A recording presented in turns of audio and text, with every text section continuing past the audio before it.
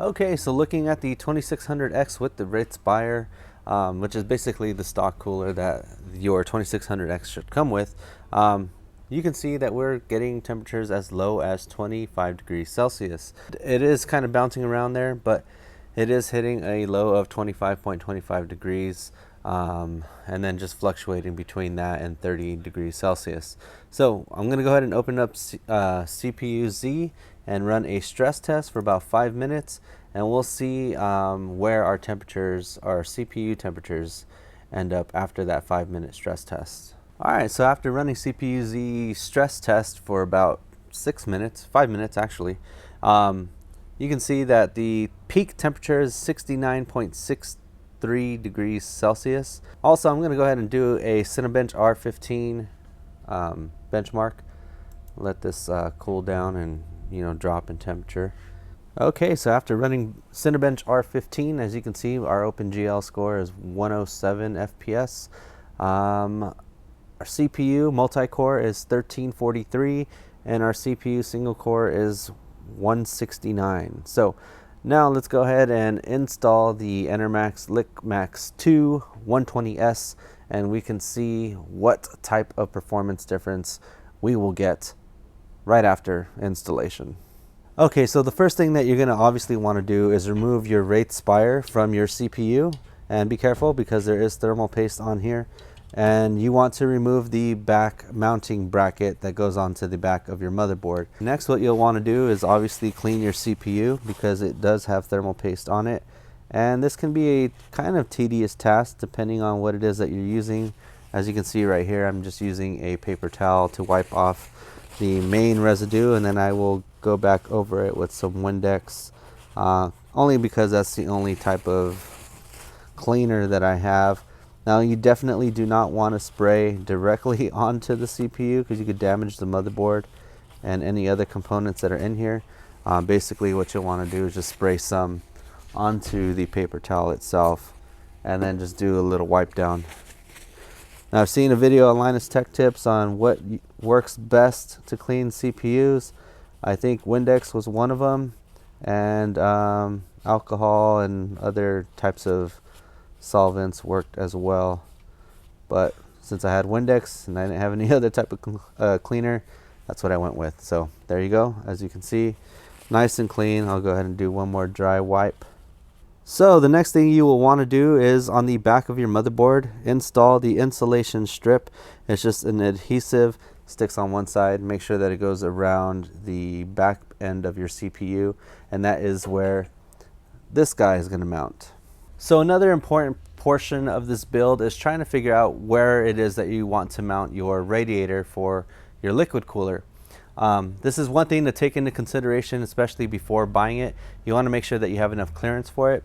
I was originally going to put mine up here, but due to the motherboard power cables being in the way, this would have obstructed that, and I wouldn't be able to put it here. So what I'm basically going to do is I'm going to mount it right here to the top fan of the front of my case using the fan that is already in my case.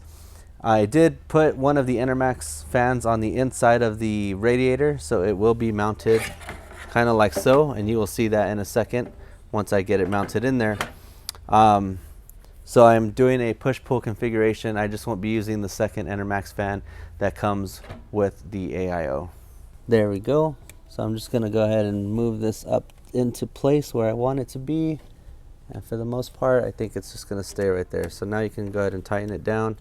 Don't over tighten it. You don't want to strip anything, but you definitely want to tighten it enough to where you're not going to have any rattling. So once you've got your radiator in place and where you want it to be, now the next thing you need to do is add the mounting brackets for your water cooler itself. So now on the back of your motherboard, what you're going to want to do is get your bracket, and as you can see, what I've already done here is I've already installed the screws on it and the washers. The washers are going to go on the back side, which actually go directly onto the back of your motherboard. Also, looking at this, you can see, let me go ahead and focus this, that I put the screws on the outside of the holes. There's two different portions. As you can see, there's two screws on here or not 2 screws, but 2 inserts on this bracket. Same thing, only going in this direction. Put it on the outside, outside, outside, outside, and I do have like the little half circle nub. They're all basically pointing into where the CPU is actually going to be. And then you have the washer on this portion, and that basically holds the screws in there. So all you have to do now is just go ahead and slide this on like so, and there you go, easy peasy. Now, pro tip, or semi-pro tip, I'm not a pro, but whatever. Use a box, if you have a box or something to put underneath here, because once you lay this case down, assuming that you're gonna lay it down to apply the thermal paste and put the CPU cooler on, if you lay it down, this is just gonna fall out. So now, just like I said, once you put this on there, go ahead and grab your box or whatever it is that you're gonna put there and lay it down flat like so. This way that box is there and it's able to push up your pins, so this way you don't have to worry about these falling out when you go to mount your water cooler. You want to get the 4 washers, the 4 plastic washers, these big boys, and go ahead and shove those on the posts and screws, and they do go in a lot easier one way than the other. Go ahead and turn it around so that it goes on a little more snugly, so this way it kind of holds them in place. And remember, I said to use a box to put underneath this, so this way you don't have to worry about your screws being pushed out. You have that support back there. Alright, so it went on too easy that way, put it in that way. Alright, there we go. Next, you want to get your thermal paste, and I suggest buying a different type. I'm actually using Arctic Silver 5 because the thermal paste that came out of this Enermax one was kind of hard and just made the pushing process of this a little bit harder than it should have been.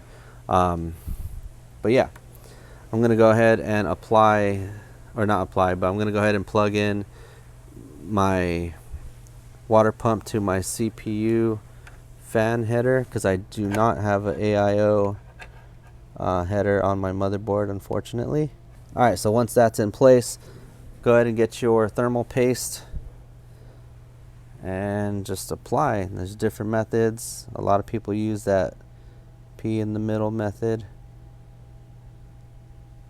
Mine's a little bit bigger, only because I've done this before, and you'll figure out why at the end of this video. But I kind of started this from finish to the first steps, because I had already been running this CPU cooler for over a week now prior to shooting this video. So now you want to just go ahead and line up the screws, mount it in there, boom. So once you got that on there, now you want to take your 4 screws and start in a crisscross formation, so that way your thermal paste is easily spread. Go ahead and tighten that down. Now you obviously don't want to over tighten it. I'm just going bit by bit. Go ahead and put these ones on and just tighten those down. Alright, so as you can see, the Enermax Liqmax II 120S AIO liquid CPU cooler is installed in the case. I've gone ahead and replaced the tempered glass cover on this, so you get a real world feel for your temperatures. As you can see here, I have Ryzen Master open, and we are fluctuating anywhere between 22 degrees and 23 degrees Celsius, even peaking at 33 degrees Celsius whenever I see the CPU percentage change. As you can see to the left, it does show that it's at 1% of CPU usage, but for some reason my temperatures on the Ryzen Master are fluctuating anywhere between 22 and 33 degrees Celsius with the Enermax Liqmax II 120S installed. Okay, so fluctuating low temperatures at idle, we'll see exactly where this stacks up running CPU Z stressing the CPU. I'm going to go ahead and run this for about 5 minutes to see what kind of temperatures you can expect with the Liqmax II 120S, and then we'll compare that to the stock, this guy right here. So this way you guys can see what the difference is. So I've been running the stress test now for about 5 minutes, and as you can see, the peak temperature that I am reaching is 56.75 degrees Celsius, and that is running this stress test here on CPU-Z.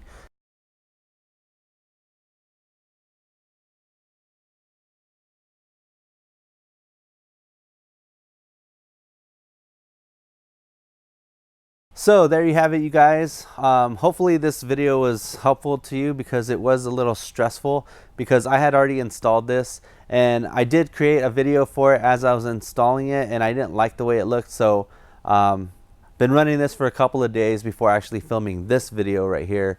And in order to do that, I obviously had to reinstall, reapply thermal paste, clean it up and all that stuff of the Wraith Spire, and then reinstall this thing for you guys. So hopefully you guys can appreciate that and throw a like, you know, by hitting that thumbs up down below. Also, make sure to subscribe for more content like this if you're interested in more content like this. I'm kind of getting into the whole PC building thing, so that's kind of where this idea for this video came into play. I decided, you know, all the videos that I saw for this AIO were actually in other languages, and I didn't really see any in English, so thank you. I mean, you're welcome. So with that being said, if you want to pick up an Enermax Liqmax II 120S, you can go ahead and check the link in the description below. It's you know, an Amazon affiliate link. No extra cost to you guys. It just kicks back with a small, very, very small percentage of commission, and that'll help fund more videos like this one. So thank you guys for watching. Until next time, ZEUS the DJ, and I'm out. Peace.